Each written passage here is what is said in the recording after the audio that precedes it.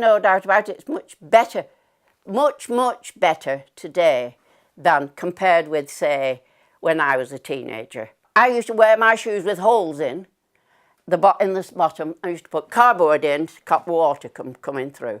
They've got good shoes. The opportunities are there. They go abroad for the holidays. Incredible. I was the first woman president of the American Civil Liberties Union, the ACLU, and I think we have so much to celebrate in terms of the strides we've made.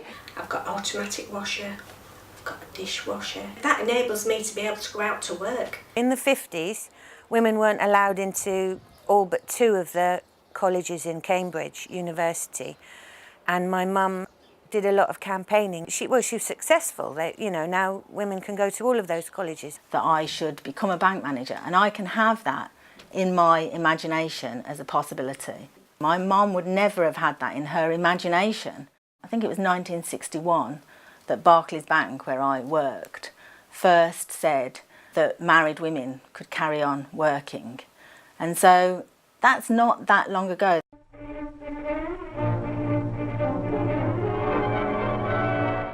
There's a lot less expectation on me to take on the burden of childcare and domestic work. I think women in the West have got it all. I decided to become a nun. After 4 years, I left monastery. I watched Rocky, and I thought maybe you can boxing. And now I am IBO middleweight world champion. Ivana Habazin!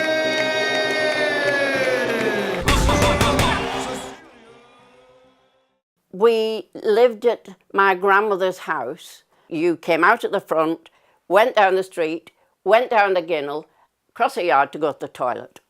So in the 1930s, there were no jobs. So we had no money. And the house was very, very uncomfortable. We had 1 gas light. There was only 2 bedrooms.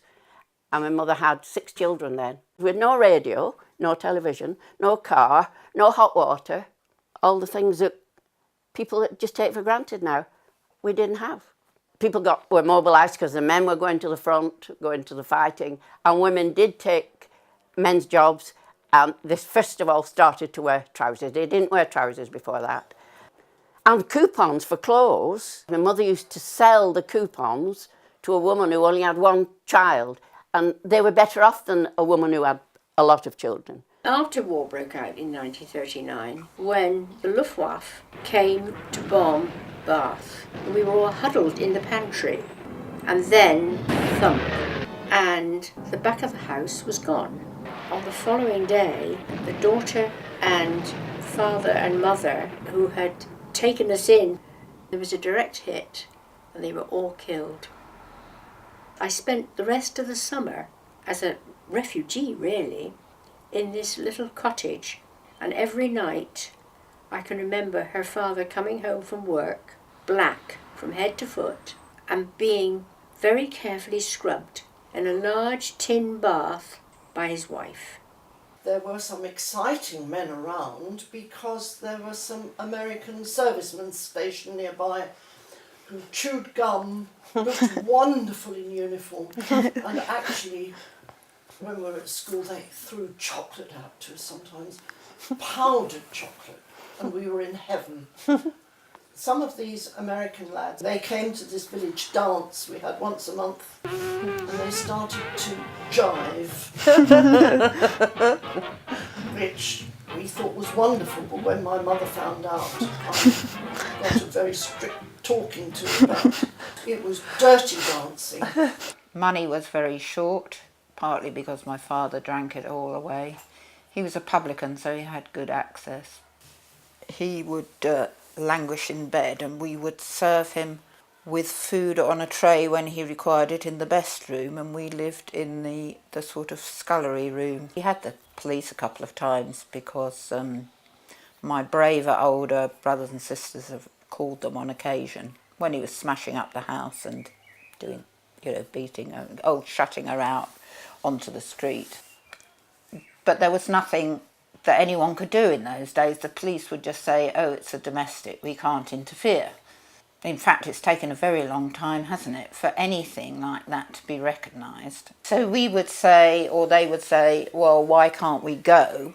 And she would say, be grateful to have a roof over your head, because if the only way to leave would be to be on the street. In practice, divorce was then impossible for people like my mother. The law of the land has deliberately settled that the wife should be absolutely under the control of the husband.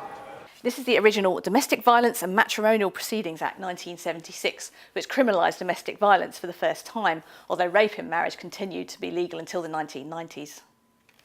When I was first married, she were a baby in nappies. We had terry towel and nappies, so each nappy had to be soaked in a bucket, and then you had to lift this big bucket, tip it into the sink, swish them all out, then you'd boil them up, then I'd have to push them through the mangle into the sink.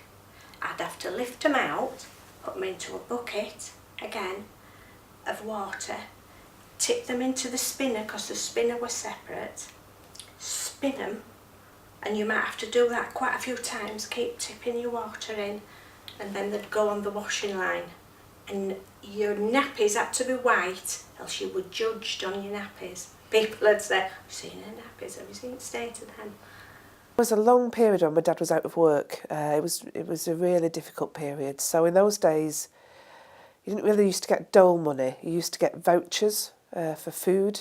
One of the things I always remember is you had vouchers for the tripe shop. I still don't like it to this day, although my dad still loves it. I can't quite remember a lot of my childhood in Kenya. You were brought up by men and women in the house. You know, everyone looked after everyone else's kids.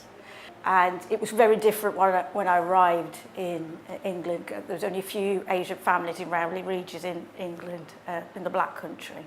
I had a great sense of confidence. I think that was born out my mum's courage and confidence. I really remember her for being able to deal with racists. You know, we had a pretend Molotov cocktail thrown through our sort of terrace sort of door, and if she got abuse on the streets, my mum and dad would be maybe walking together, I'd be there pootling around, and my mum would be the one answering back. But there was a race dynamic for sure, that white people weren't to necessarily be trusted, and there was a stronger thing about faith as well, that we had to marry our own. When I was in my late teens, my parents separated and my mother started a relationship with the lady that's now my second mother. I think at the time that was quite unusual. It's much more common now. When I was growing up in early 80s and 90s, it was during the Eritrean Revolution. My mother was very active and my dad was a freedom fighter. Traditionally, women wore traditional dresses, you didn't expose your body. And there was this brave women carrying Kalashnikovs and wearing shorts, wearing trousers. I think I grew up with this notion there was no difference between men and women. You know, anything the men could do, women could do. I think I definitely am a part of a generation and culture that considers many men to be dangerous towards women. No, he should not try to kiss her goodnight on a first date. But he does ask her for another date soon.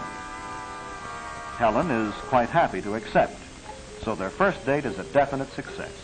In the early 50s, I met my husband, David. I was working then in a tobacconist shop, and he came in. He looked at me and I looked at him and thought, oh, he's nice. And he asked me if I wanted to go out. So I said yes. He had a sailor uniform on. He was always handsome. We went on Marple Lakes, and on the way there, I told him that I was a communist. It didn't shock him or anything. In fact, it intrigued him. I think actually, it intrigued him. He had to go back to the Navy, but I wrote to him, and I used to send him a paper called Soviet Weekly, and the most boring thing you've ever read, and it got him into trouble because the propaganda was that you're a communist, you were like a murderer. You ate children. You know, that sort of propaganda went out constantly. I mean, women didn't go into pubs unless they were accompanied by a man. Then there would be a special lounge for a couple to go into. You couldn't just go into the normal bar where the men went. My mother taught us all to dance, including my brother. And she did that because our social outlet was occasionally a dance in the town hall. It was girls at one side of the hall, boys at the other side of the hall. Obviously you hoped that the guy you had the crush on would come and ask you to dance. My teenage life in the 1960s was a lot of fun. You waited for boys to ask you out. That was what tended to happen. But it didn't stop my friend and I going out to try and get boys to come and ask us out. So it was a time of merry quant, and my friend and I would dress up in these op-art type Macs.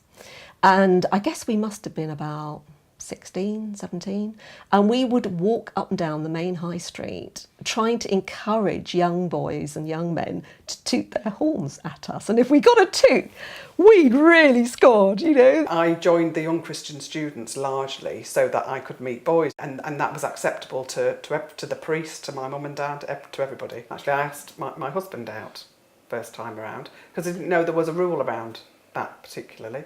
I didn't know what the rules were, and so I just got on with it. When I suppose I was about sort of 15, maybe, just beginning to get more interested in sex, I remember my dad telling me this: if a boy asked me to dance, I should never ever turn him down. It would be so humiliating as a man to walk across the whole dance floor and ask a girl to dance and then she doesn't.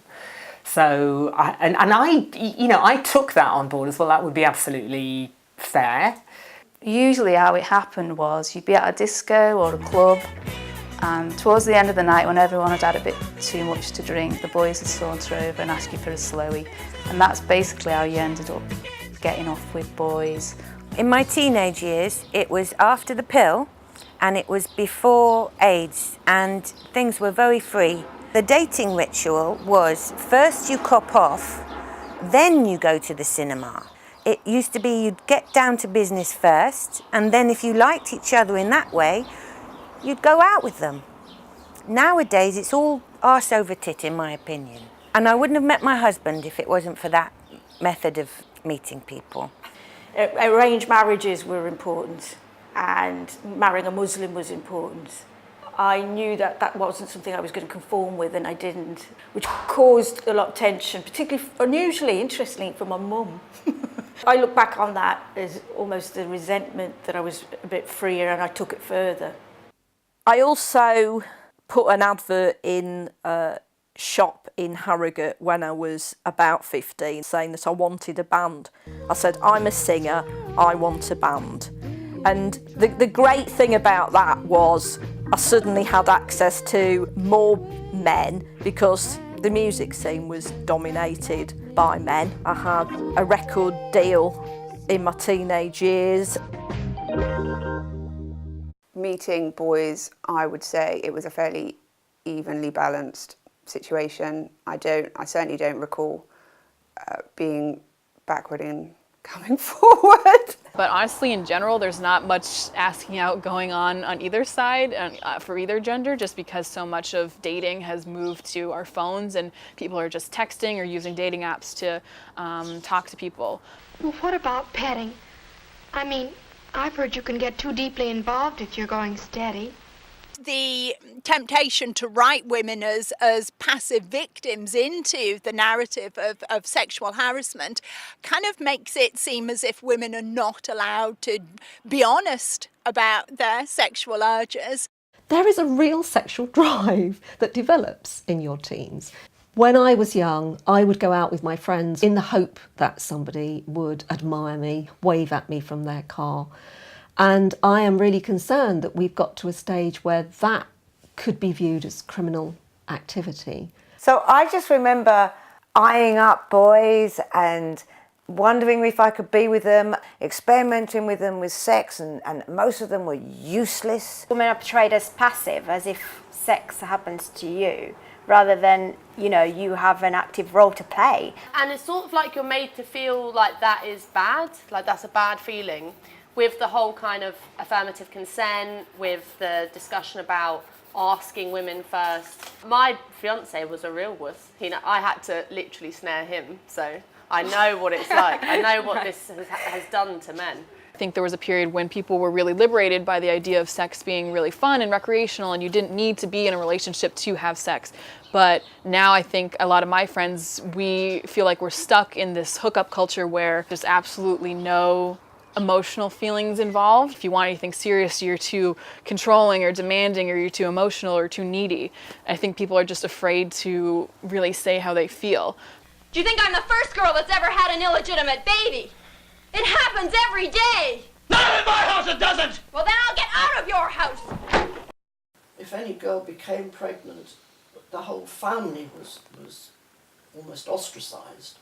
It was a dreadful thing, and the girl got thrown out. As it happened in my family, one of my cousins, younger than me, she was thrown out onto the street. Trudy, my brother, threw her out when she was pregnant. My older sister, the next one up from me, had a child out of wedlock, illegitimately, as they used to say. She went to a mother and baby home to have the child, and she was to have it put up for adoption. My older brother said, "We're not having a black baby in our family." There was the shame of it all. When the 6 months came, she just couldn't do it, and she didn't sign the papers.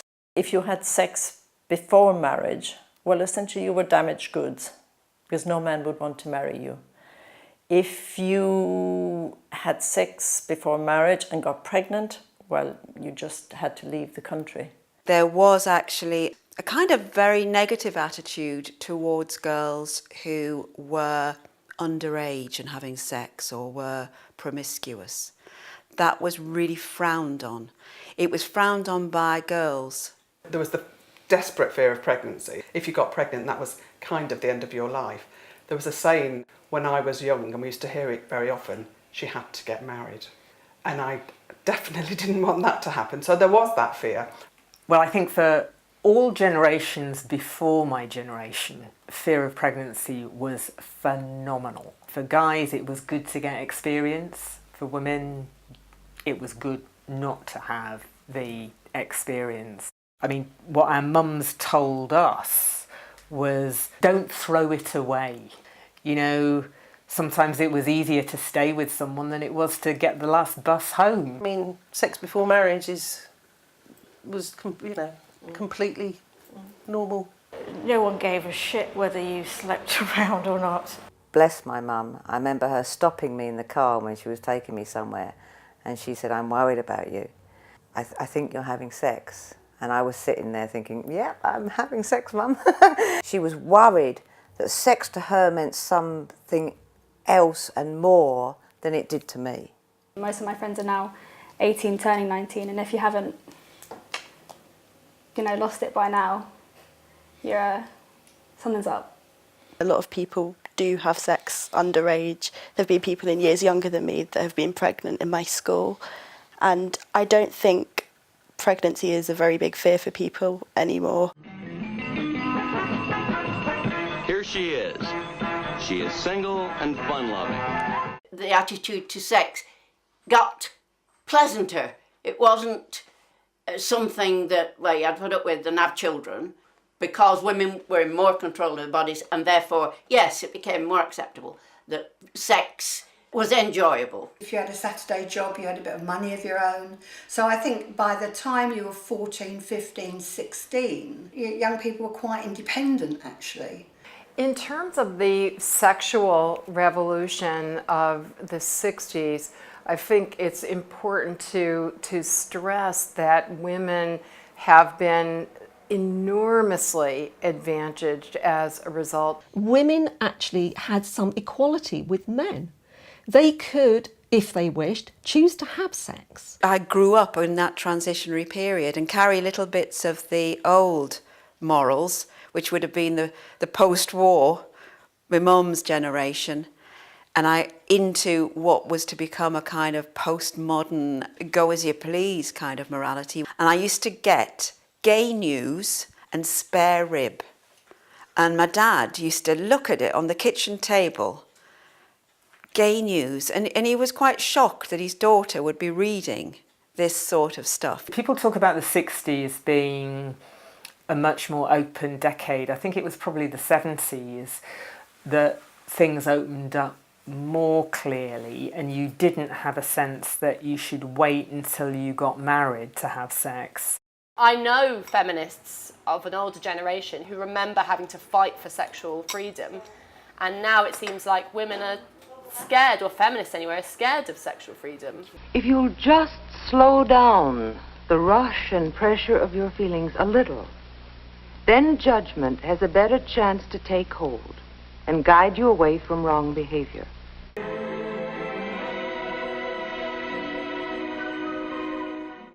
My mum never worked because she was always pregnant, because she had eventually 7 children. And women used to say, oh, I had 8 and I only buried 3. That's how women talked. There was no contraception, and women didn't have charge of their bodies at all. In the 30s, there was a reaction against big families, and I can remember finding in my mother's attic, when we cleared up after she died, a book about birth control, and I was quite shocked to think that my mother and father had actually practiced birth control so that they only ever had 1 child. The theory was that you didn't have intercourse when you were highly fertile. And this went on for years. It was when I got married, I remember this, because we were Catholics, so we couldn't use any form of contraception. It was banned by the Pope. There were family planning clinics existing, but you had to be married to go. Nobody discussed it either. So if you weren't married, then all you had really was a condom. And a condom were often terribly unreliable. Yeah, I would be 17. And I went along with a friend to the clinic. It's very daring. In Newcastle, in the West End of Newcastle, we sort of like crept in. And the women who worked there, they were like sort of nuns, really. They were really, hard line. And I remember the doctor, we had to see a doctor. She gave us an awful grilling. And we'd invented these stories about how we had boyfriends that were steady boyfriends. Mine was a steady boyfriend, but he worked on in the Merchant Navy, so he was away a lot. Because it was a kind of moral thing that they didn't like handing out stuff like that to anyone who might be enjoying themselves. In 1964, married women could get the pill whether they had children or not, but, and this is, I think, outrageous, they needed their husband's permission to be able to get the pill. So it wasn't actually until 1974 that younger and single women could get the pill without having to ask for anyone's permission. Friends will phone me up and scream, you need to come with me to the clinic, I need to get the morning after pill. And there's been times where it's been an issue of, we're all students, we're all broke. There was a couple of times where it was a massive panic because we couldn't find anywhere that we could get it for free, or you'd have to, book an appointment, and it was a lot of stress for a few girls.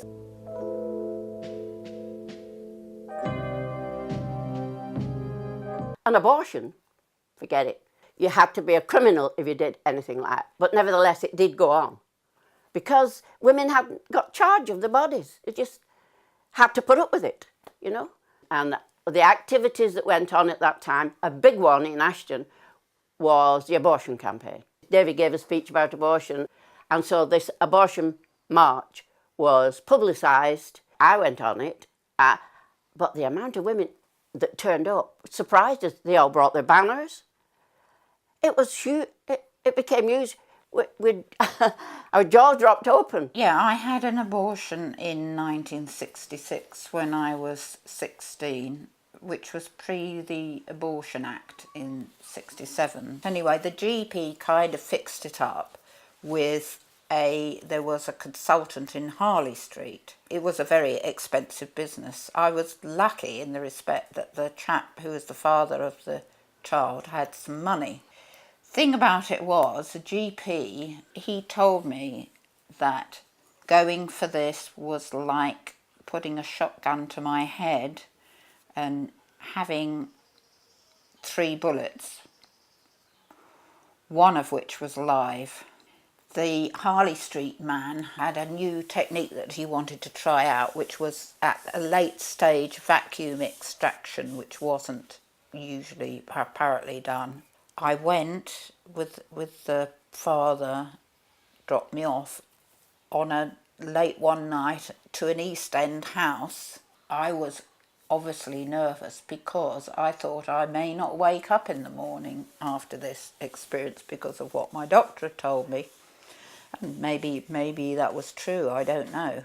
I do remember going on abortion marches in London. In fact, that was what made me want to go to King's, was because I came on an anti-abortion march with my mum when I was at school, and we marched around the Aldwych and I saw King's College and I thought, and that's where I ended up going because I quite liked the look of it.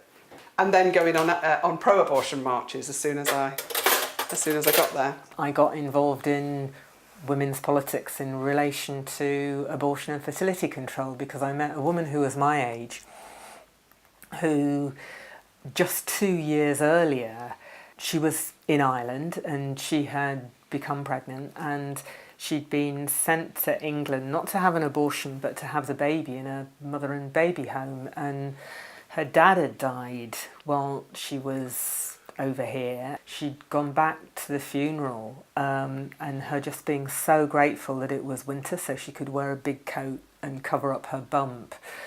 But she couldn't hug anyone because they'd feel the pregnancy. And she was saying that her whole experience of her dad's death was shaped by having to hide this pregnancy. And to this day I'm still thinking about just the awfulness of the impact on someone's life. The fact that your experience of pregnancy and the control that you have over your life is shaped by somebody else's morals, not what you think is the right or wrong thing to do. But what the 1967 Act did was that it made it absolutely clear that doctors would not be prosecuted if 2 of them certified that a woman met certain conditions, and so it sort of brought it out into the open. And I think that must have been an enormous relief. But I think largely the law was really shaped by what was already beginning to go on, rather than the law having this incredibly dramatic impact. In fact, after 1967, in certain areas of the country, it was really difficult to get abortions still. The reason why BPAS was set up was because a lot of the gynecologists in the Midlands area would not provide abortion. And BPAS was originally the Birmingham Pregnancy Advisory Service. Well, actually, it's only since I've been running BPAS, which is in the last 13 years, that the NHS accepted the responsibility of paying for the abortion services needed by resident women. So abortion was always really stigmatised, less so now. I was at university, got pregnant, didn't want the child, was absolutely, horrified that I got pregnant. Went to the doctor, they said, we're a family-orientated GP surgery. We will not make a referral. But what you have to do is go to this family planning clinic. They will do it. So I had to go there. I had to tell this story, which women have to tell, about being a bit mentally unstable and so you can't look after the child. You're worried about the impact of it. It's absolutely awful to have to say that to a doctor and doctors sign and say, yeah, she is, so give her an abortion. This is the original Abortion Act 1967, which gave women the right to an abortion for the first time. Through its courses in cooking, child care and home management, trains girls to be good housewives. At Goldsmiths College, this lecturer called me in, and he said he wanted me to know that, in fact, I had come top in the final exam, but he wanted to protect me from the men who wouldn't be at all pleased, so he was going to publish my result as being the same as the second person, who was a man, so we were joint first, which would make it so much easier for me. In education, women have made such phenomenal strides. I went to Harvard College, which at the time had a fixed ratio. For every woman who was admitted, 4 men were admitted. When I graduated, I was wearing an armband at graduation with the women's equality symbol on it, and a few years later, Harvard did go for gender-blind admissions. Likewise, Harvard Law School, where I attended, until the early 1950s, admitted no women at all. It had an absolute exclusionary policy. 7 years of higher education at Harvard College and Harvard Law School, I had 0 female instructors. Really, it wasn't until I was halfway through secondary school that free education came in and we got free transport to school, and it was like the world changed. The nuns who educated us weren't very nice to families who didn't have money. I failed the 11 plus. I went to a girls' secondary school, and there was an assumption that you were trained to do women's jobs. So you would be trained to do shorthand typing, you would be trained to do dressmaking.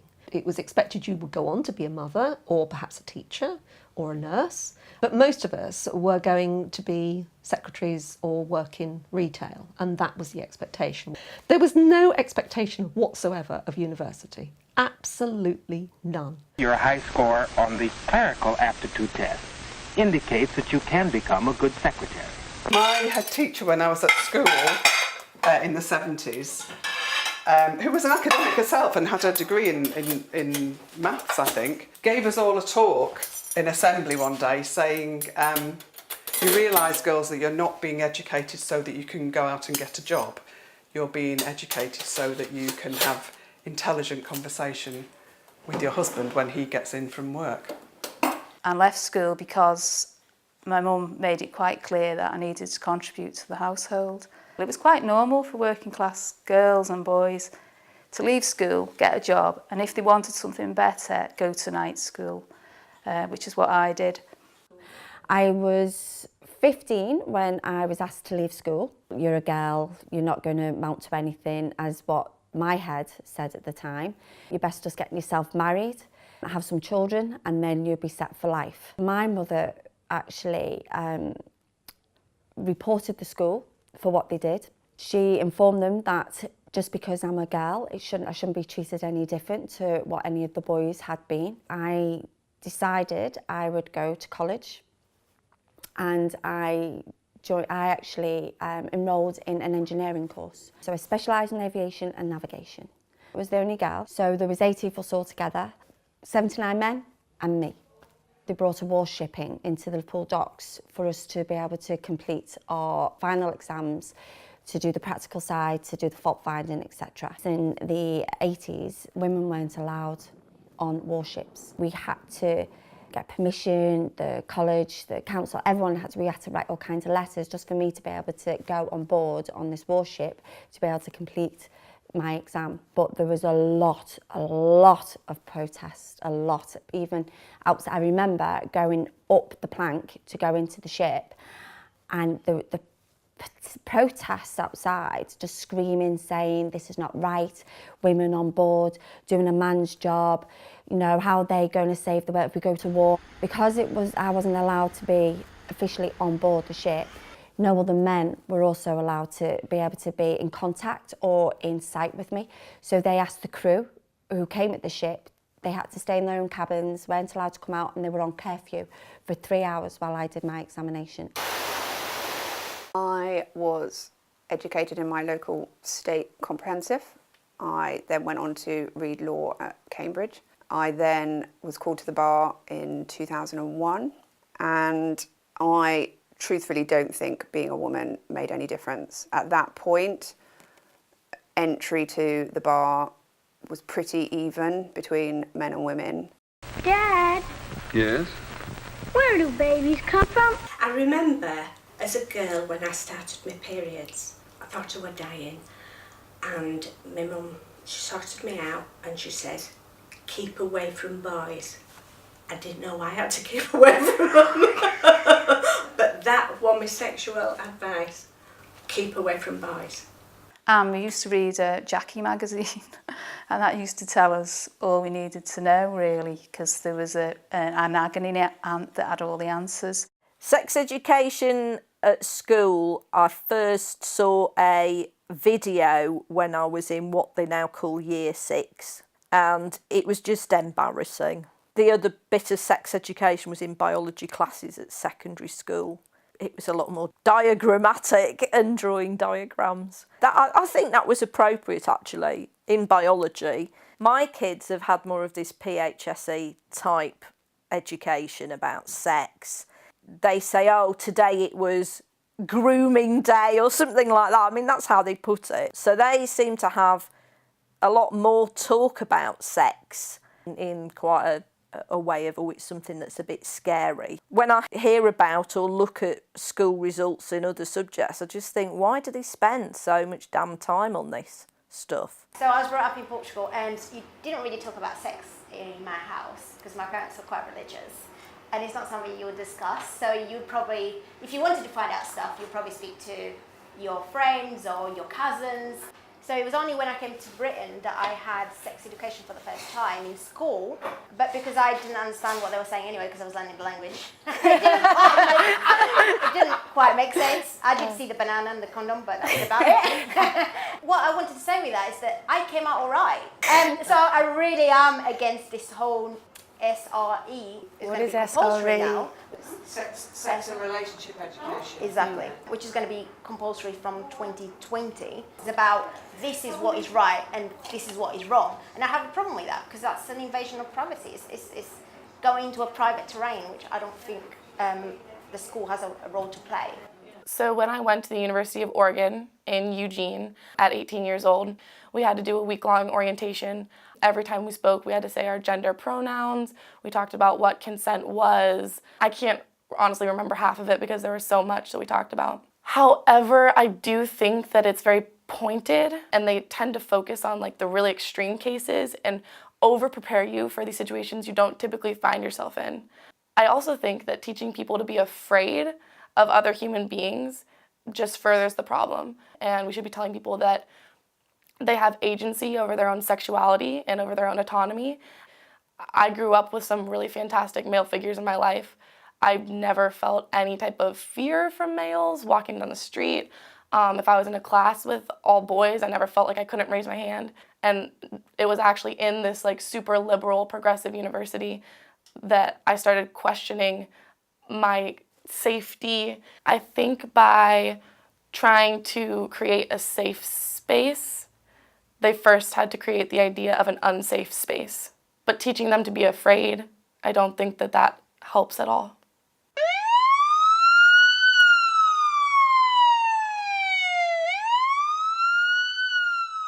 So we hear the term rape culture. That is a description supposedly of the environment for women in the United States in general and in particular on college campuses.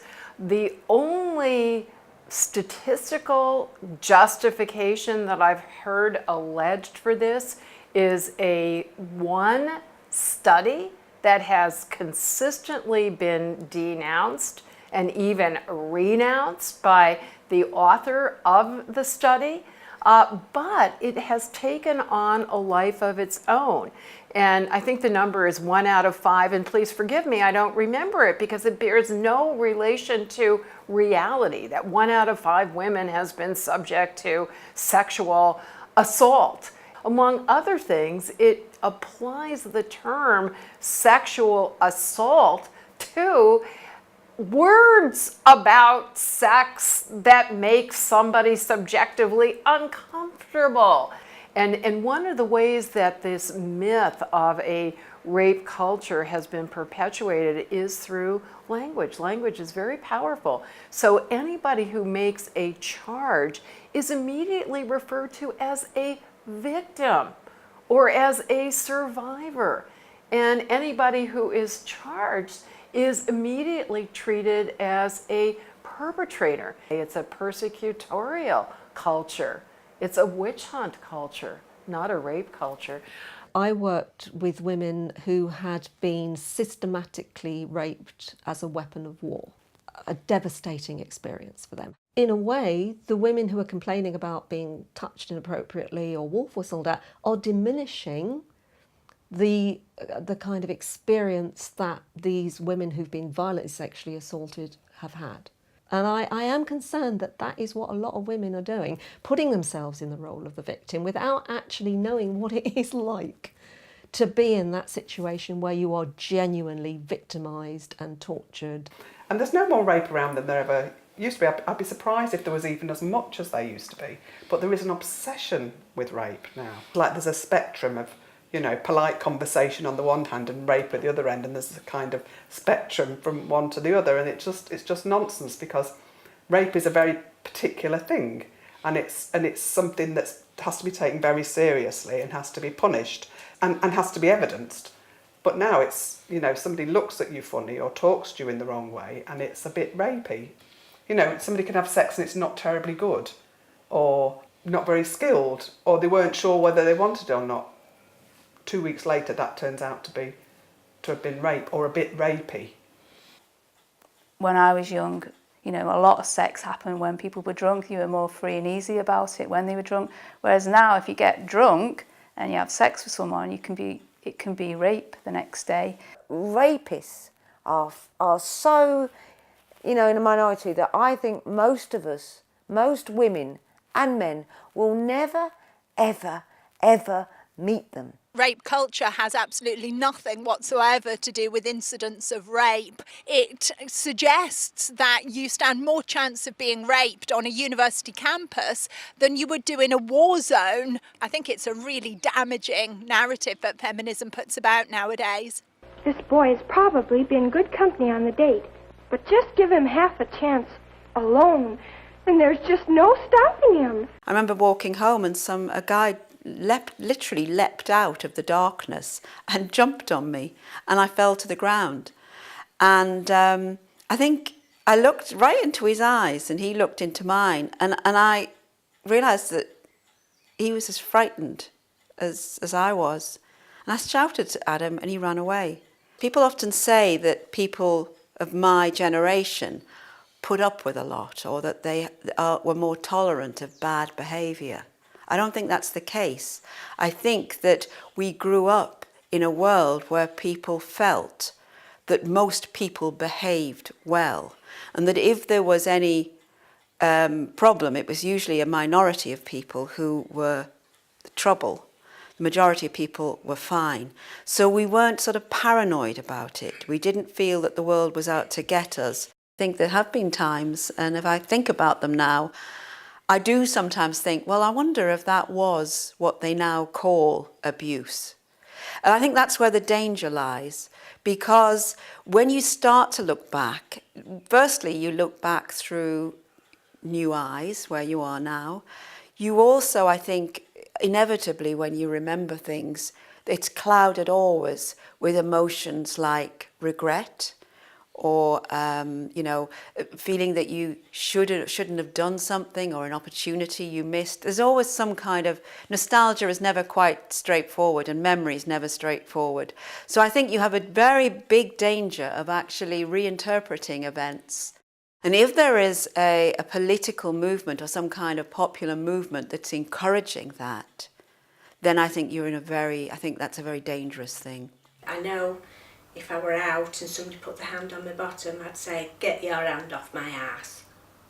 And they'd go, "Oh, I'm sorry."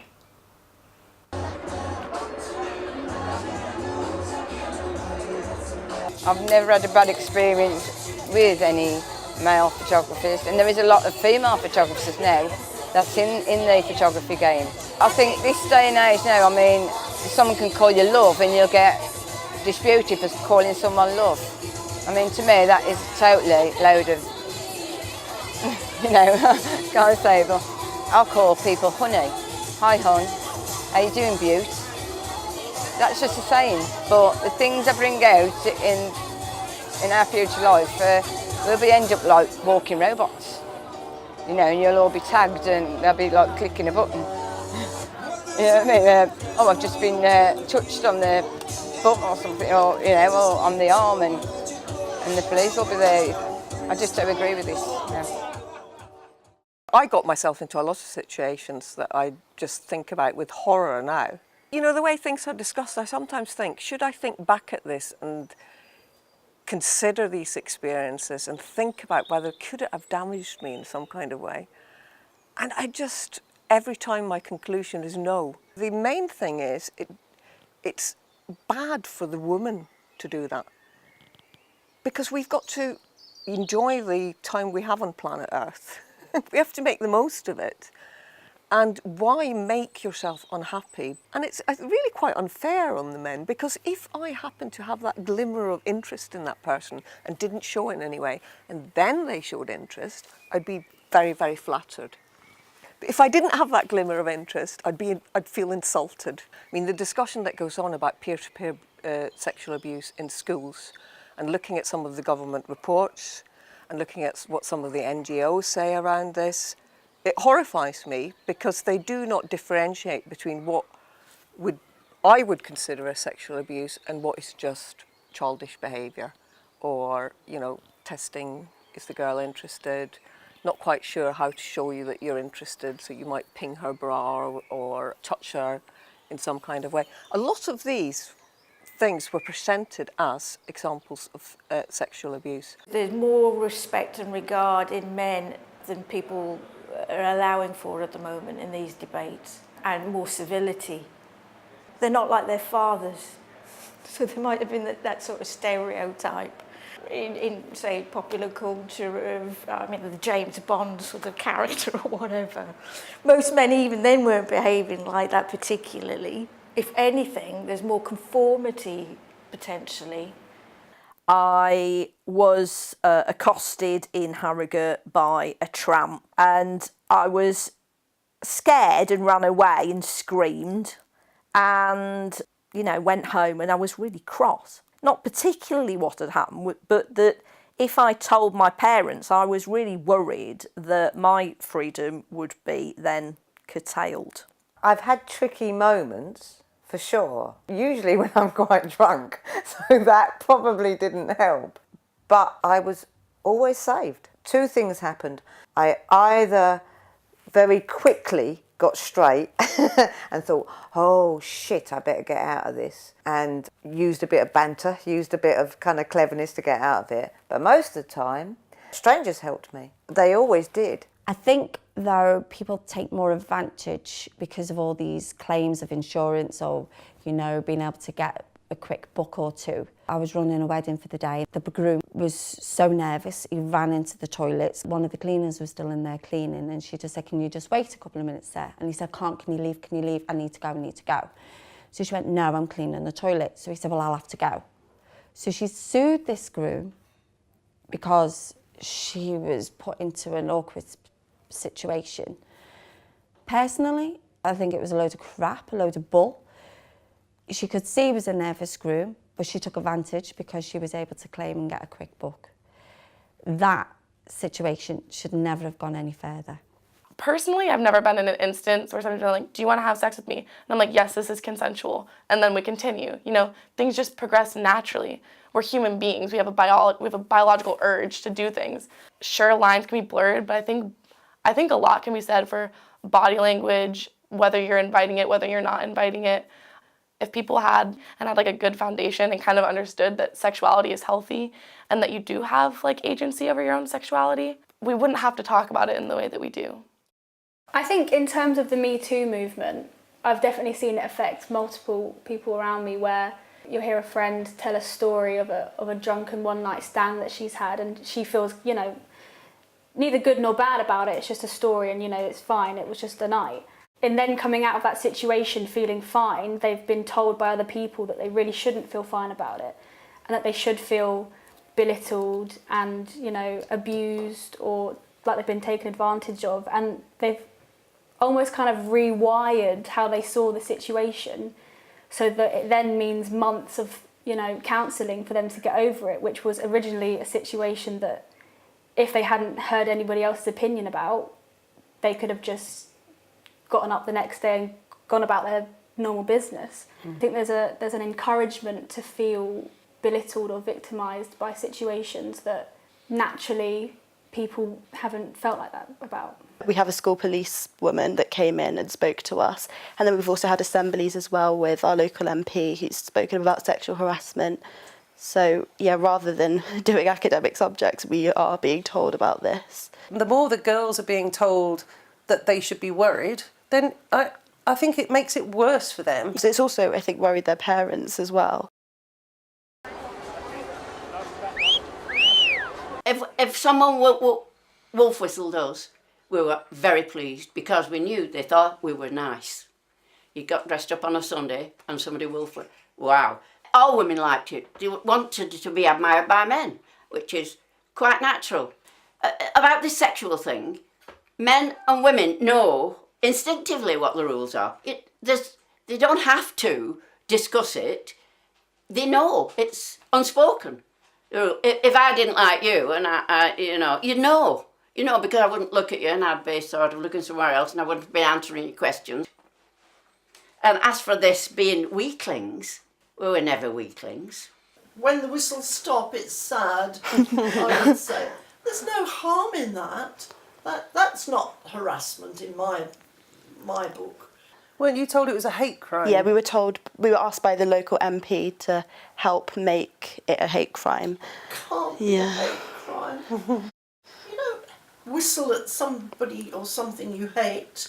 When I heard that the mayor was seriously suggesting women-only carriages, I really thought, have we gone back to a different era, that women are so fragile and vulnerable. I have never seen a woman sexually harassed on the tube. And I think if someone was, I'd be quite capable of either standing up for that person or, if it was me, of dealing with it. And I don't think I'm that exceptional. I think a lot of people will help other people if they're in trouble. But I think we shouldn't start looking for problems where they don't exist. I am concerned that women genuinely think that that builder up a scaffold pole might come down and sexually assault them. I can't quite work out how that could be the case.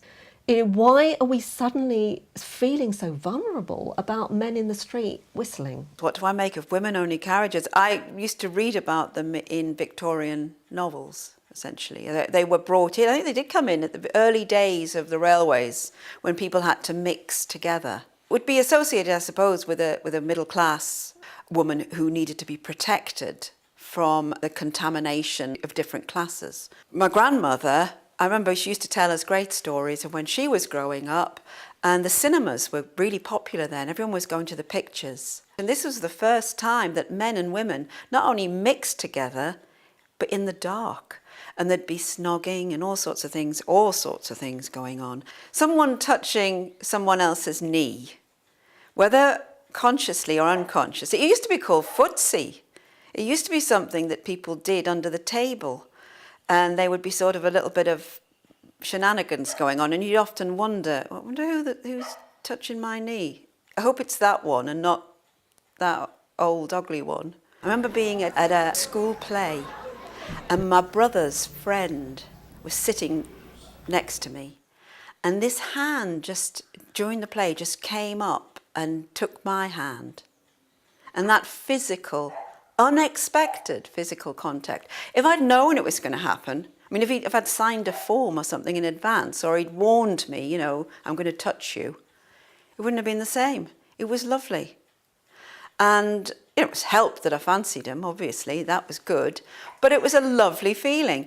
And I think that the kind of banter and the physicality between people, between men, between women, between old people, young people, I think it's dreadful that has been virtually criminalised. If you see someone brushing your knee as a serious sexual assault, then you have seriously lost the plot. Rather than women wanting to be equal to men socially, they have to be protected from the society the real society that men move in.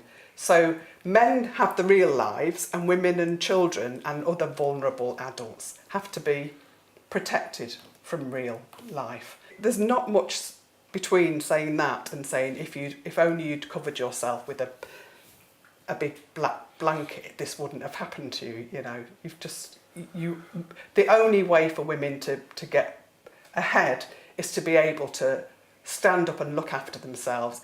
Then men will see you as equal to them. And part of that comes from economic independence. You're not economically dependent on them, but socially as well, you've got to show that you're your own woman. It's very difficult to know how men and women do get off with each other if they can't flirt and they can't, you know, compliment the way a woman looks and things like that. Seems bonkers. All this Me Too stuff makes me laugh out loud because we were constantly being harassed in those ways, and we were constantly just telling people where to get off, and we knew where to get people so that it hurt if they got nasty. My grandma told her stories of the hat pin. She gave my mum a hat pin to go to university with, because that is what you used to stab a bloke with if they were getting too close or too intimate. And we used to wear very sharp stiletto heels, and you could take it off and whack somebody with it. Or if you got someone in the shin, there's a bloke works for BT still now, he's got a dent in his shin that deep from yours truly. I've got 2 sons who've got all sorts of angsts and worries just because they're teenagers, and on top of that they're asking me questions like, what's harassment? If I ask a girl out once and I mess it up, then I ask her out again, is that harassment? And also it paints girls and young women as numpties, as feeble creatures who are almost no better than dolls. And I remember being treated like that. I used to get my head ruffled all the time. Up until I was in my early 30s, men would ruffle my hair and say, and not hear what I was saying, and then say exactly what I just said 5 minutes ago, as if it was their own opinion. And if we keep painting women and girls as these feeble, passive creatures who have no desires and no passions and no life of their own, it's going back to the princess in the tower.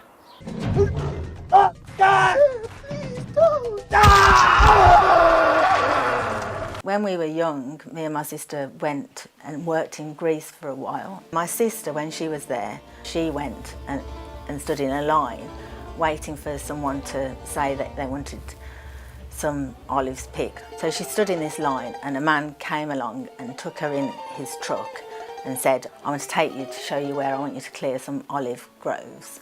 So she went there with him.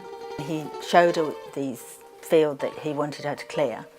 And he said, if you do that, I'll pay you 40 drachma or whatever it was. But if you let me feel your tits, I'll pay you the money and you don't have to do any work. And she said, I told him in no uncertain terms, under no circumstances was he to touch my tits.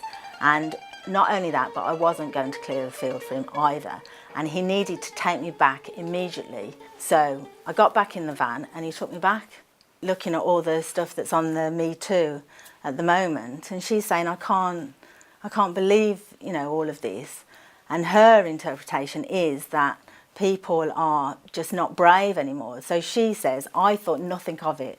So I'm in the middle of nowhere with this bloke. Reflecting back on it now, you think, why on earth would you get back into the van with someone who's just said that to you? She was only 18 at the time. Would a young person do that today?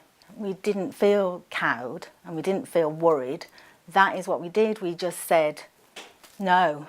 So what I hear a lot these days is either the argument that women need protection in everyday life. You walk along the street, or God forbid you go out on your own in a pub and get pissed, my God. And there's predators everywhere you look.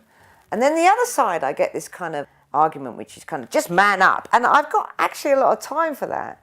But to me, that's not the point. The point is you don't have to man up, because there's no reason to do that. There's not men around every corner. There's not men who are going to give you a hard time. You actually don't need to man up. You don't need to be brave to go out and have fun. You know, it's worrying because now girls are growing up thinking if somebody says something to them that's a little bit offensive, you know, they're traumatized by it. it goes against all the things, we were brought up by strong women in the 70s who believed in equality.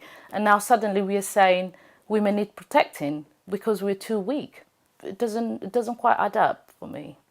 Girls are afraid of wolf whistling, wolf whistling, but they are not afraid to post a naked picture on public media. So I think people make problems where there are not problems. In high school, I received several letters from this specific group of boys that I knew asking if they could lick Nutella off of my butt. I was class president, so I had to speak at a lot of assemblies. So I was always in front of the school, and they would always be like, dang, you looked good today, making all of these comments, which at the time I was like either embarrassed or just whatever, like, did you listen to what I said? That was more important. Did not feel like I was being preyed upon or like I was in danger. Never brought it up to a school teacher, and I don't think I needed to until, I got to university and I started having conversations about sexual awareness and sexual assault or whatever. And I was like, was that okay, Like, was that sexual assault? Because people are redefining what sexual assault is. And it's not. And I definitely questioned that. And so I could see so many people questioning that, going back and questioning that, and maybe using instances like that in the Me Too movement that don't qualify. You felt a certain way in that situation and you handled it a certain way. And you might handle it differently now, but that doesn't change what happened in the past. One of the biggest issues that I think I come across is the patrolling that girls have on girls these days, and the kind of the big brother or big sister culture, I would say, of girls my generation, making sure that we all keep in line. You hear of this guy who one time, might have touched your friend and she didn't like it and she felt uncomfortable by it, and then you are obligated to exile him. And this is dozens of guys that we are, told to cut off. I've had situations where if you're still friends with a person, even just through, something as meaningless as a social media contact, you are then blocked or you are deleted and you are shunned. And you're no longer seen as a feminist or an ally, but you're seen as the opposition. Younger women don't have the experience of how bad things genuinely were for women in the past. I think younger women are much more likely to look for problems with men's behaviour. If nothing else, it's incredibly disrespectful, because women like Catherine Deneuve, for example, really helped win some very important victories for young women today to enjoy. But I think the focus on behaviour itself is a real problem, because it calls for intervention in our lives to regulate how we behave towards each other. It's the opposite of a liberation movement, which was what feminism was in theory at one point. Can you type, take steno? That's all they really care about. It doesn't matter if you've got talent or ability. A miniskirt and a steno pad. That's all they want. Sadly, when he was only 46, my husband died, and we were tenant farmers. We tried to renew the tenancy in our name, but a woman could not take on the tenancy of a rented farm. The landowners wouldn't hear of it. They wouldn't grant me the tenancy. They wouldn't give the tenancy to my daughter, who'd started work at Agricultural College, and we had to leave. I thought at first that the nuns at the convent who owned half the land were just prejudiced against women being farmers, but it was the law. And it wasn't until the 80s that the law was changed. I remember being involved in a couple of cases where married men and married women were having affairs with each other, and it was always the women who got moved from their jobs after this became, after the relationship broke down, women got moved on. And there was an underlying attitude that women's jobs just weren't as important as men's. In my experience of work, I have never faced discrimination, as far as I have been aware. I've never felt that I have or haven't got a job because I'm a woman. You know, some of the worst jobs around, men are expected to do, not women. You know, going out in the middle of the night to do construction work or work on the roads. You know, some of this back-breaking work, yeah, they deserve to get higher pay for that than work that is not as back-breaking. So when I started in the bank, all of the cashiers were women. The year after I started, a young lad started who was also an O-level entrant. And when he started, he was effectively put on a fast track to promotion so that he would then go into management level, whereas I was kept on the cashier level. So I wasn't happy about this situation. So I did go to BIFU, the Banking and Finance Union, to try and challenge it and to say that I'd been unfairly discriminated against, but I didn't get any response. So then I booked an appointment to see the manager, and I explained to him that I didn't think that was right, and that if he didn't change that situation, then I was going to consider resigning.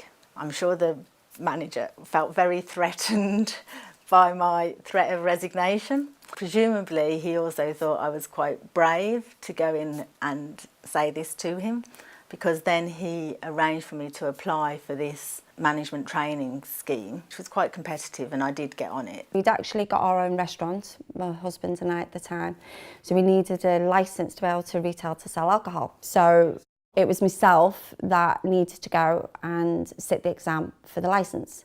However, all women weren't allowed to have licences, and they just refused to give me my licence. That was in 1994. What I see now in recent times is a really sad situation where a lot of my male colleagues feel that they increasingly have to police their own behaviour for fear that they are going to say the wrong thing. And what that has led to is a real awkwardness in the interactions between the older members of chambers where I practice and some of the younger people, which is a real tragedy, because actually there's so much to be gained from that intergenerational interaction. I think the paradox now is that there's almost a discussion that there's too many women in medicine. So now they're suggesting, should we have more men in medicine? Which is bizarre, because I mean, I've always thought of myself as a doctor, not as a woman who does medicine. Because I think if you're having a heart attack, you're not really going to care about the gender of the person who's saving your life. Boxing is still a man's world. In training, we don't have a difference, because every woman trains like every man. You have schedule, you have your preparation, and everything is the same. But the biggest difference is in money. It's really hard to say why old generation thinks that boxing is not for women, but maybe because they think it's dangerous. I think it's dangerous too, but this is a brutal sport. And yeah, maybe they are scared. They don't want to see how you hurt someone or someone hurt you. But you have rules, you have judge, you have your corner, and of course you have a preparation for the fight. So if you have discipline and dedication, nothing can go wrong. Let's get this show started. I've never been frightened about men or boys, so I mean I've worked in a pretty male-dominated industry my whole life, so I've always been in aviation since I was 18, and they've never been intimidating, and I've never found them anything other than working with brothers. I've never been treated as a sex object because I do modelling or beauty pageants. Even though they know about my modelling, they've seen all my photos, it doesn't change anything, and it is more women that give us this name rather than the men, which I think is awful. Women should support each other. So on the Grid Girl issue, I truly believe that a lot of women do it for the love of the sport. I love cars, I love motorsports. I've been interested in it since I was younger, so for me it's a passion more than a job. It's incredible what women are doing. I mean, they're working full-time jobs and they're doing the Grid Girl at the same time, so I think it's awful that people try to get it banned. I just think people need to open their eyes a bit wider and see the bigger picture about Grid Girls. All that for a typical brother. Hey, new ladies and gents, you all okay? Women have joined the men in the production lines, and the percentage of women in industry is expected to be much higher very soon. I left school at 14, and we were looked on as being adult then. You were grown up, you took responsibility. And the first thing I did was I wanted to aspire to be like something better. So I got a job at Woolworths. Wow, our Elsie's got a job at Woolworths. She's climbing the social ladder. She's going up amongst the elite, you know. So I worked there for about 12 months at Woolworths. And then I went in the cotton mill, which was nearer home. And I was a winder. You get a bobbin and put it onto a wooden bobbin like that. The fellows who brought the work to your machine, they were men. But all the machines were run by women, the winders. Trade unions existed, but you assumed that was the men. The women didn't seem to get organised. And I got a petition, I don't know where I got it from, tell you the truth, about equal pay. I went on the frames and asked different women, and they weren't in favour of equal pay. They wanted the men to get the money because they were the family supporters. And the women could sort of have a baby and move out, but men were the supporters. And so they wanted them to have more money, not equal pay. And that was the view. It was all about family for women because they no concept, all they were doing most of the time having babies. There was no way they could not. And those days, a young man teacher, younger than me, doing exactly the same job, was paid more than me. And it wasn't until the Equal Pay Act that we had equal pay. This is the original Equal Pay Act 1970, which gave women the right to equal pay for the same jobs as done by men. In 1971, just after the Equal Pay Act, I was working as a horticultural assistant, and I heard that, you know, you should get equal pay for the same work. Anyway, I brought up the issue of equal pay with the management and also with the union, which was the TGWU. They in practice didn't support my cause. They were definitely on the side of the management. The way the union man spoke, it was obvious to him, and it was a fait accompli, that women couldn't possibly be doing equal work to men. I said, well, what do the men do then that women can't do? And he said, well, for example, dig a drain. Okay. So I went away, and the next time, and I said to my boss, right, you got any drains want digging? And he said, not at the moment. I said, when you do, I'm going to dig the drain. So I dug the drain sometime later, but I never got equal pay because the issue was clearly not going to be addressed because there was nobody on the side of the law, in fact. I do get paid the same as men. I won't get the same pension as a man who's done my job since the day I started my job, or a woman who's done it and not taken 9 years out and not paid her pension contributions. I'm pleased to have that choice. I work in services for older people. Home carers don't get paid between one job and the next. If I'm going to a meeting in another building, I expect to get paid for it because that's part of my day's work. They can travel across London from one client to another, don't get paid a penny for it. They only get paid when they're actually in the client's house until they leave the client's house. You know, you don't hear feminists talking about that, and that's at the area where most, you know, a large swathe of working class women and some men work. We're just completely skewed. They talk about news readers not being paid the same as another newsreader when they're on 500,000 a year or more, you know, and these people are on £10 an hour, but not when they're travelling. Ridiculous. I have never experienced a gender pay gap. You know, I've managed payrolls again for 30 years, and I have never been in a situation when a man was paid more than a woman for the same piece of work, and I've never seen it in a payroll. Legal & General, for example, have at the moment their commitment that they won't invest in businesses where there's not at least 25% of the board who are women. Being offered such a position, because they want to push up their proportion and you're just being there as a token woman, I think is really degrading. I am a member of the Council of the Institute and Faculty of Actuaries. There's always a call that goes out when they ask people to stand for election to say, we would really like to have more women on council. And I always argue against that because to me it doesn't seem to be of any advantage for me when I'm sitting on council to be there with my vagina. And it doesn't to me have any disadvantage for the men there to be sitting there with a penis. I don't think there is any kind of overt attempt to hold down pay for women. I think there are various attempts to hold down pay, full stop.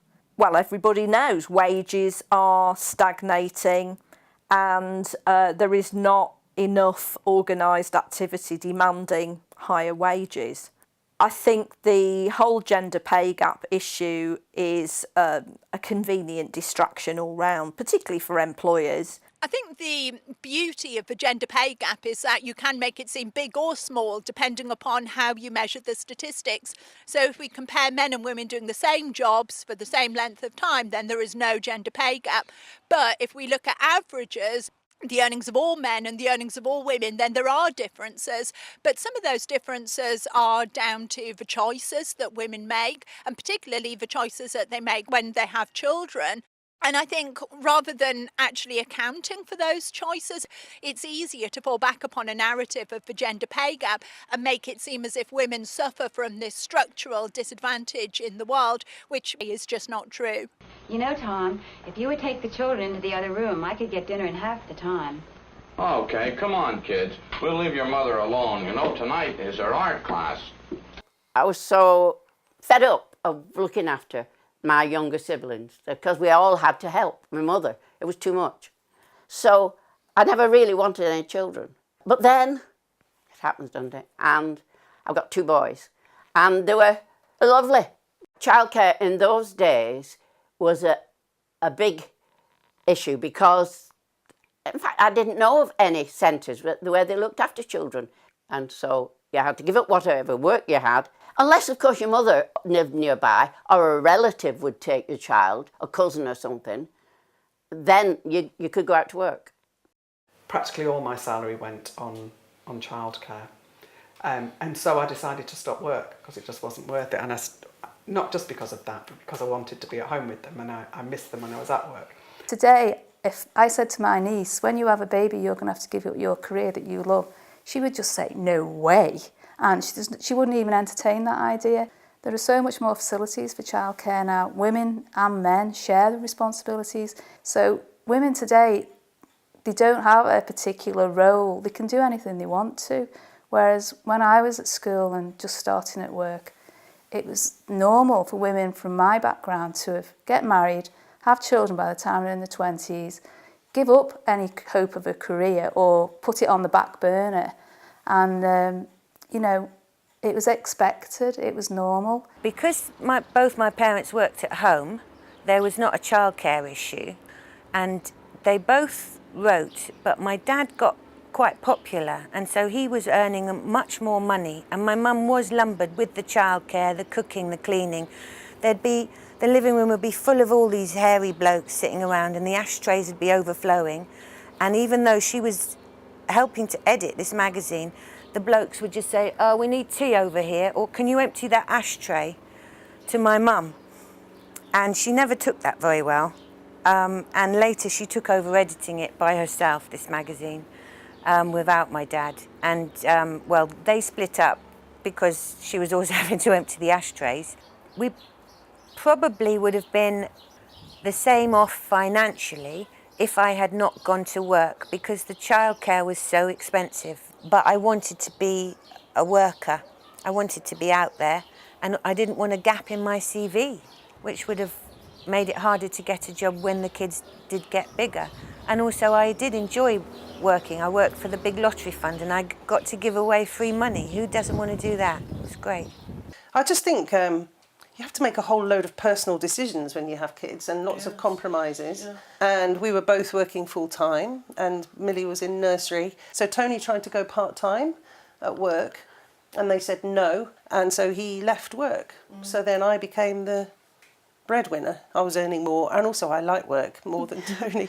So I've carried on working and have got Tony at home who's taken care of everything and allowed me to have my career. During the last 6 years, we've shared the childcare pretty evenly. I chose to start a family at a young age and interrupt my career in that way. I went on to have 4 children, and actually since returning to the bar, it hasn't really affected my career in any meaningful way. Introducing the American way of life on the threshold of the golden 60s, a golden reality.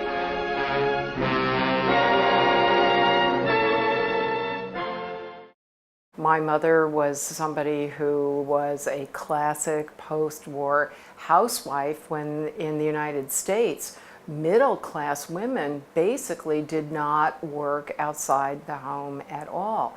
And my mother is a typical example of somebody who was very smart. She was a good mother, but she was extremely frustrated with that role. And when Betty Friedan founded the National Organization for Women in 1963, my mother immediately sent a donation and joined.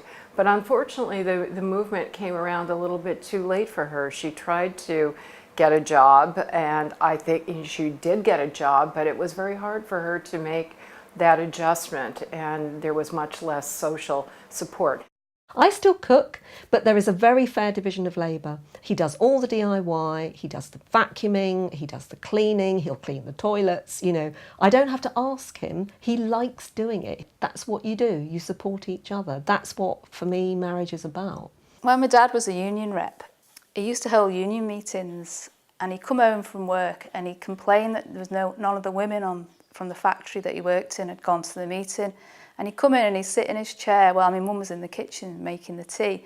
And I'd say, Dad, the reason they aren't there is because they're in the kitchen making the tea. They've got other things to do that the men that you attend your meetings haven't.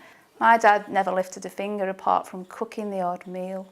And that was not unusual for men of that age and that background. He was aware of women's rights and he was trying to get women involved in the union.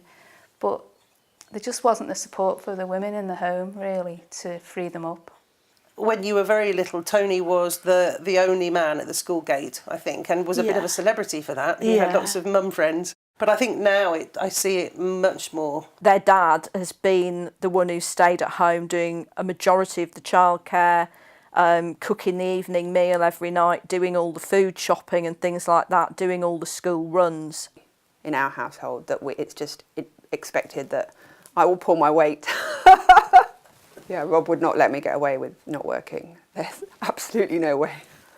An American girl was supposed to have fun in the 50s. Men had to worry about the bills and the bomb and the Cold War with Russia. But the girl in the beauty contest was supposed to smile and move with great care. She was built to please. It was certainly unheard of in my day. I don't know of any family of my generation who had the wife working and the husband at home. I think my husband was quite happy with me being the homemaker. After a 20-year marriage, we did break up. I suppose to some extent I did feel stifled. My mother was Irish and my dad was English, and they talked a lot about the Irish War. And my dad was very for what the British state were doing in Ireland, and my mother didn't agree with what the British state was doing and believed in that Ireland should be united. So there were rows all the time. But my dad would stop the argument in the end and he would say, I earn the money, that's the end, I've won the argument. And I always remember thinking, I don't ever want to be in that situation. I need to be economically independent so that I can have ideas freely, as it were. No one can say that to me. So the majority of my life, I've been the breadwinner, as it were, and so I've been the main earner. I do the going out to work and going out socialising with people. Yeah, that's the that's the balance, I suppose. Yes, that's true.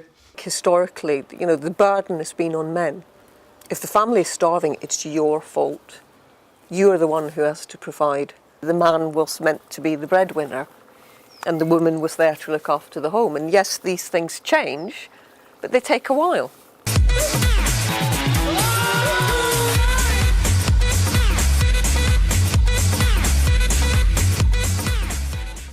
This is Parliament's exhibition marking 100 years of the vote and taking you through 200 years of women's history in Parliament. This way. 200 years ago, if you were a woman visiting Parliament, visiting this building, and you wanted to watch debates in the House of Commons, you were not allowed to go into the general public galleries and watch things. You had to find your way up to the attic in the House of Commons, and they put their heads through the ventilator holes and looked down on the House of Commons below them.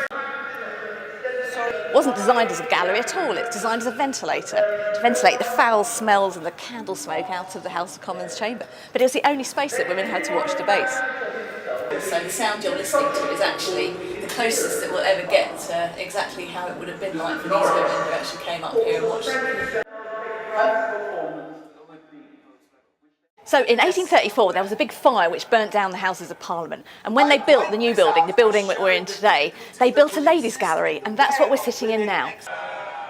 But it was nicknamed the Cage, and the reason it was nicknamed the Cage is because it had these heavy metal grills over the window, which we've tried to reproduce here to give you some of the idea of the effect. And the grills were put there deliberately to stop the MPs seeing women watching them in case it distracted them.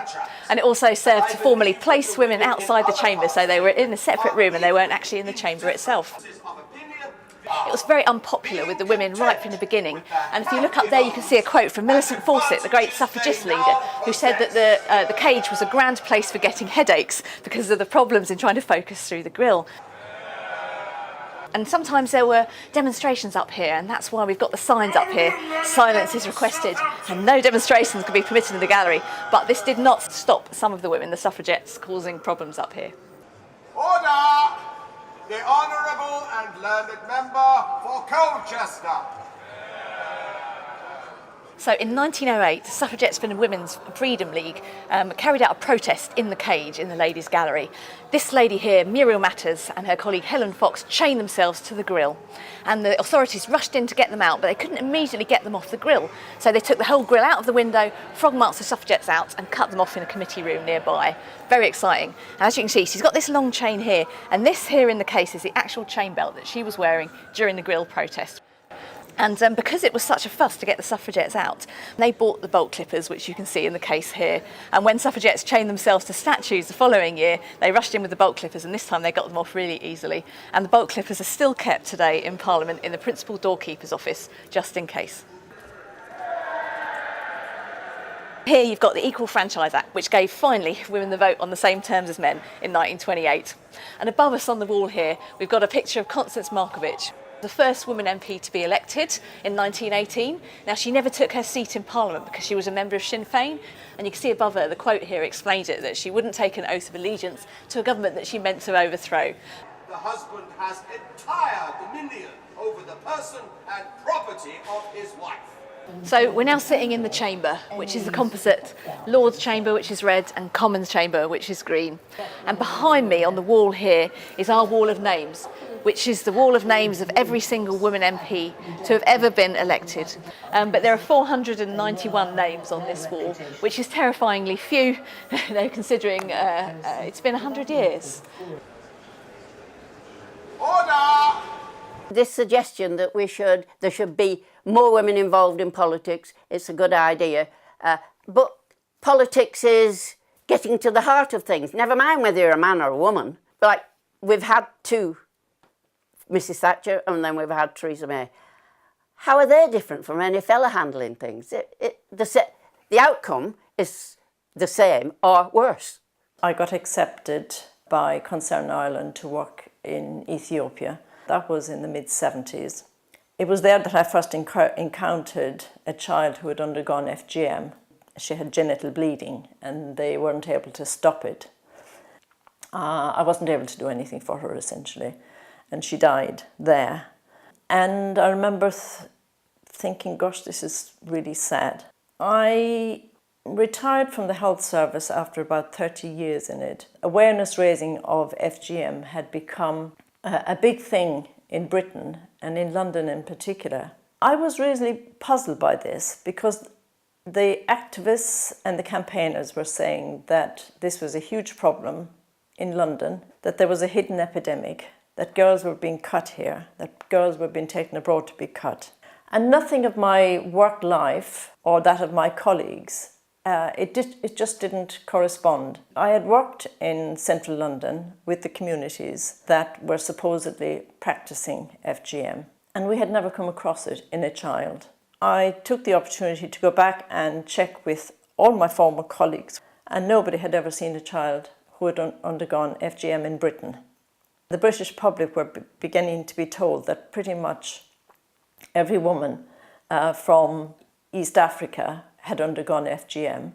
And not just that, but that her daughters were at risk of undergoing it if something wasn't done in Britain to prevent it. A lot of people who, from those traditionally practicing communities, are really upset about how they've been targeted and stigmatized, and that essentially they see that this is a really racist measure, that they are being treated differently just because of where they came from. So one thing that surprises me in a way is how little we hear about gender inequality in some of the developing world. So for example, when women in Iran have been protesting against wearing the hijab by publicly removing the hijab, then feminists were not there supporting those women's rights to do that. But essentially I do think women in the developing world are quite capable of being able to fight their own battles without the help of white Western women in this country condescendingly using their problems often to shore up their own victimhood at home. The pits were closing. It was quite frightening. We were going to lose our income. We kept the men and the families from starving because they wanted to starve us so we'd go back to work. But people didn't starve because we worked hard to put food on the table for them. So the people that went back were scabs. Steve were always in the thick of it in the miners' strike. He were always on the front. At one point, he were arrested, and he ended up being taken to Armley prison. Obviously, I went to the prison and went through the visiting hours, and he just kept saying to me, "Don't cry, just get me out, get me out." Anyway, it still upsets me today. When we came away, I thought, God, what am I going to do? So I went to Jeff Lofthouse's house. He was the local MP. He says, "Come on in." I says, "Look," and I explained what had happened. I says, "You must get him out." Anyway, he made a lot of phone calls, and he were on the phone ages, ringing Home Office and everything. And I sat at his table. I thought, I'm not leaving his house till he's done something. And he kept saying, "Well, I've done all I can now." I kept saying, "It's not enough. You get him out. You've got to get him out." And he made more phone calls. And he says, "Look, they're just making an example of him. He'll be out tomorrow." And I says, "Well, if it's not," I says, "I'm coming back." I says, "And I'm bringing kids." I says, "Because you've got to get him out." And I would. I'd have sat in his house with kids till he'd done something. Anyway, as it happened, he were out the next day. There's a lot of pride for me as well. You know, we'd go into town to a local bakery, Honour's Bakery, and there were a plaque there, you know, the women helping. What was your group? I can't remember what my mum's group was called. Neviston Area Miners' Wives Self-Help Group. And it was on there because the bakery had donated food, and that gave me pride, you know, that's my mum doing that. And my dad, very principled, you know, stood up for what he believed in and would do what he needed to do, but my mum was always one there that would be at the back of him, supporting him. I was in Brands at the time, and then my badge, my hospitality badge it was, for making tea, cups of tea and coffee on the picket line. Women were solidly with the men. 100%. Yeah. I remember Maureen, she told me she came across this man and he just come to the door, and she said, look, we brought a parcel for you. You're on strike. And she says he just broke down and cried. His wife had left him, and she just left him with 2 kids. And he says, we've nothing to eat. Thank you. You know, and just to come across somebody like that and stop them going back, it meant a lot. We went on marches and we stood behind our banner with pride. He could outstalk, outdraw, outride any man in Deadwood City. So, whip back away, whip back away, whip back away. In the 60s, things did start to change, and I was in a women's group. You remember the Burn Your Bra? It was called Women's Liberation. And I went to these, about 4 or 5 meetings I went to.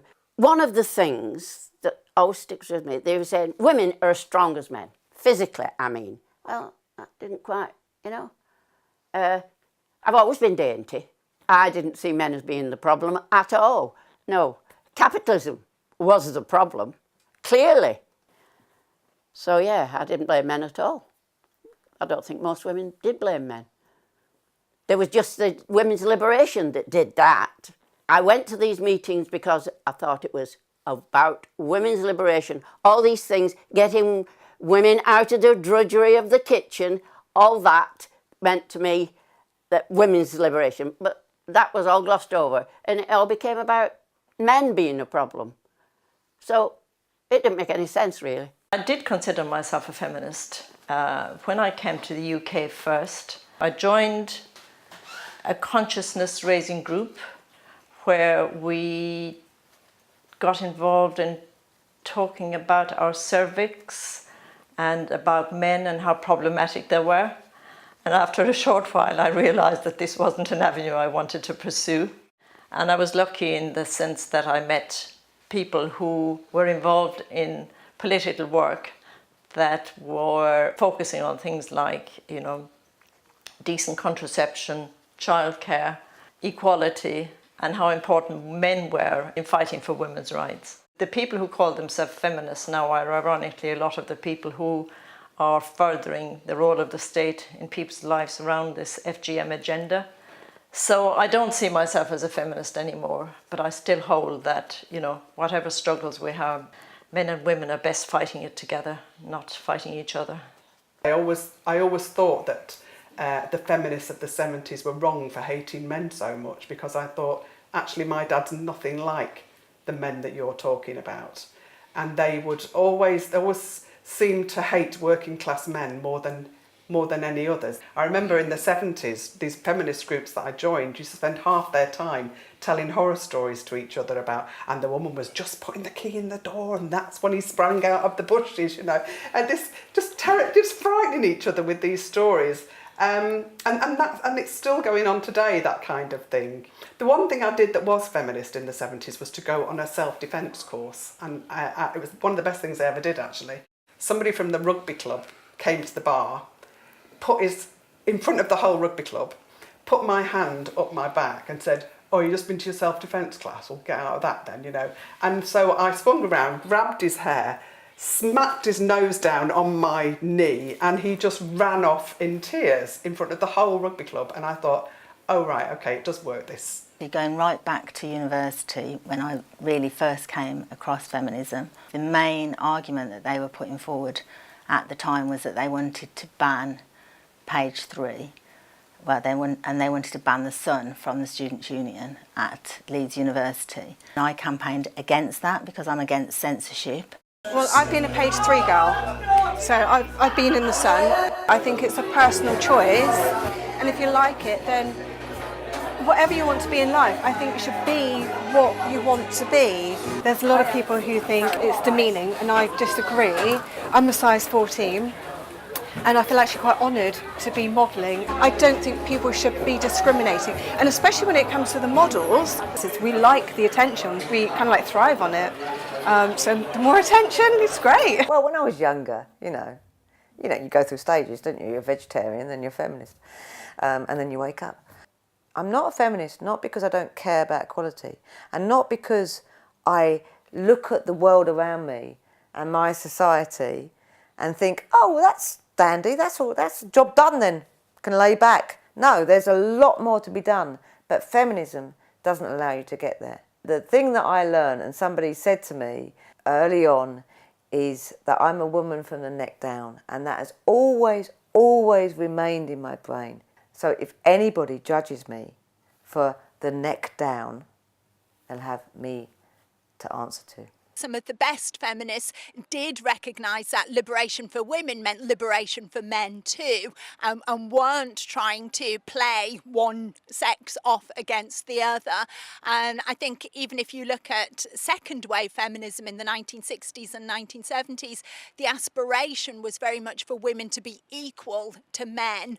The presentation of men as being the biggest problem in women's lives is just untrue for the vast majority of women, both today and it always has been untrue for the vast majority of women. Now what do I do, Jim? You got all the clothes in? Yep. And close the lid and set the timer for about 12 minutes. My secret love, no secret anymore. Are men and women equal? Yes, I think largely they are. Certainly in Britain, I think, and in the developed world, I think we have gotten there. What more equality do we want? I think we will get the decriminalisation of abortion. Will that be the last step towards equality? So it's almost in 2 generations you've gone from it being incomprehensible for women to be equal to it being incomprehensible for women not to be equal. Every time we told a bloke where to get off, or hit him, or poured a pint over his head, we were teaching them. We were helping men become better men. And men don't get that now. They only get PSHE lessons. They don't get, well, strong women teaching them how to behave anymore. I do think that men and women are fundamentally equal today. You know, for young women, the doors are open for anything that they want to be and that they want to do. And the only thing actually that's stopping them from realising anything is this kind of cultural narrative that says it's so difficult for women. The biggest gift I can give to my daughter, if there's anything, is to convince her that that narrative is not the reality, that there actually is a world of opportunity and that all she has to do, if she wants to, is stand up and take it. Do you think the word feminism has changed meaning over the years? I think it means something different today than it did in the past. Yes. Yeah. No, absolutely. I think that modern feminism is a way of women to be seen as victims, and I think it just completely undermines women. It's like we're inferior, but when today we are equal. I 100% believe in equality, but I don't think that's what feminism is anymore. Wow. I asked my mom how I would know when the right one came along. She said, son, you'll know. It'll strike a mighty chord. You'll hear music by the angels and lyrics by the Lord.